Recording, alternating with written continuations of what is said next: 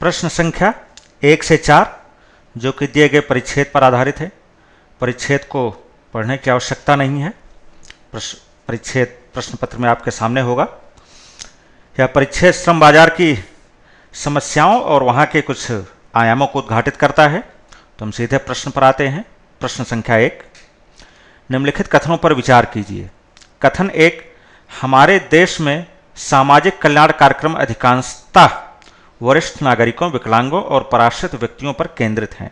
कथन 2, उपार्जन सांख्यिकी श्रम बाजार की समस्याओं के परिमाण को बढ़ाती है। आपको यह बताना है कि दोनों कथनों में से कौन सा कथन सही है, या दोनों कथन सही हैं, या दोनों ही कथन सही नहीं हैं। इस प्रश्न के उत्तर के लिए यदि हम परिच्छेद का विश्लेषण करें तो पता चलता है कि कथन 1 सही नहीं है कि हमारे देश में सामाजिक कल्याण, क्षमा कीजिएगा, प्रश्न पूछा गया है कि कौन सा कथन गलत है, कि दोनों कोई एक कथन गलत है, या दोनों कथन गलत हैं, या दोनों ही कथन गलत नहीं है।